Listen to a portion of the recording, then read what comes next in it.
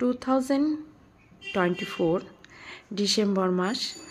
তো ডিসেম্বর মাসের শেষ বিয়েবাড়ি বা 2024-এরও শেষ বিয়েবাড়ি। তো আমরা সবাই বিয়েবাড়ি যাচ্ছি।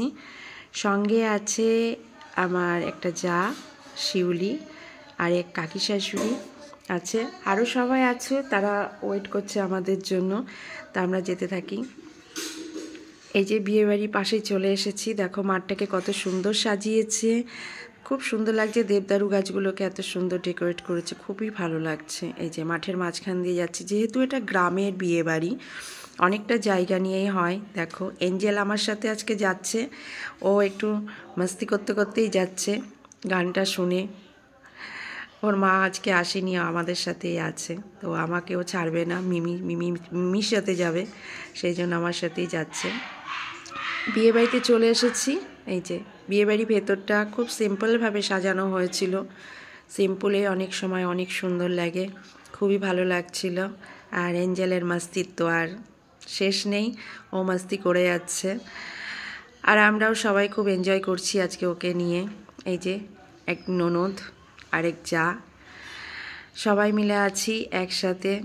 এদিকে দেখছি ফটোর শ্যুট চলছে, ওখানে তো যেতেই পারছি না বউয়ের কাছে। যাই হোক, গিফটটা দিয়ে এলাম। তারা এখন ফটো শ্যুট করছে, আমিও একটু ছবি তুলে নিলাম। ছোটোখাটোর পরে বউটা খুবই সুন্দর হয়েছে। মাঠের মধ্যে সবাই চলে এসেছি, আমি একটু সার্কেল রাউন্ড ঘুরছি। খুব ভালো লাগছিল পরিবেশটা। অনেক দিন পরে সবাই একসাথে একটা বিয়ে বাড়িতে, একটু মজাই হয়, খুব আনন্দ হয়। আমার দুই সোনামা আছে, তারা নাচানাচি করছিল। তো তাদের কথা, মামনি আমার সাথে একটু নাচো। তো ওই দেখো হাই করছে বন্ধুরা, তোমাদেরকে হাই করছে সবাই। গুড ইভিনিং ফ্রেন্ডস, সবাই কেমন আছো? আশা করি সবাই ভালো আছো। আমিও ভালো আছি, কিন্তু একটু অসুবিধার মধ্যে ছিলাম। এখন সব ঠিকঠাক আছে। সোনামাদের সাথে একটু মস্তি করে নিই, ওদের সাথেও একটু মস্তি করলে ওরা খুব খুশি হয়, কারণ আমাকে ওরা সচরাচর কাছে পায় না, আজকে কাছে পেয়েছে, তাই একটুখানি বলছে ডান্স করতে হবে। কি ডান্স করব বাচ্চাদের সাথে? তো তাও শুরু করে দিলাম। আমি যে স্টেপ দেখিয়ে দিলে ওরা স্টেপ করবে, তাই বলছে, তাই একটু স্টেপ দেখাচ্ছিলাম। তো বিয়েবাড়িতে একটু খাওয়া দাওয়া, নাচ গান, এইগুলো নিয়েই হলো বিয়েবাড়ি এখন, যেটা সবাই খুব এনজয় করে। অনেক দিন পরে আমিও একটু ওদের সাথে নাচ করছিলাম।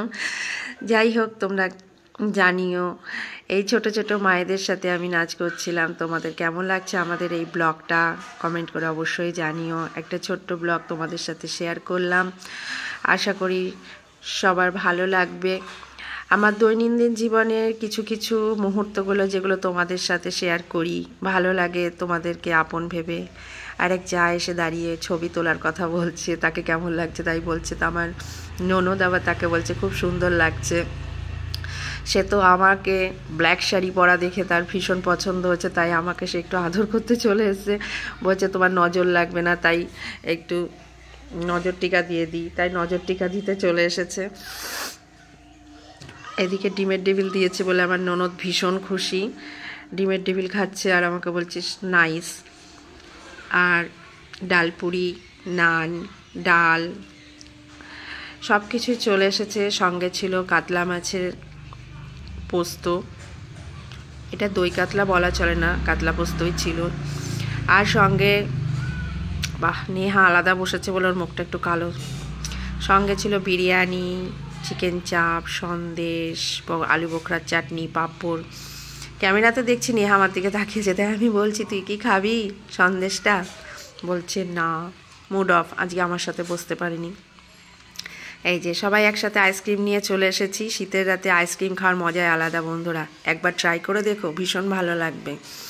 আমরা আইসক্রিম খেতে থাকি, আমাদের ব্লগটা তোমরা দেখতে থাকো। এইবার বাড়ি যাওয়ার পালা, টাটা।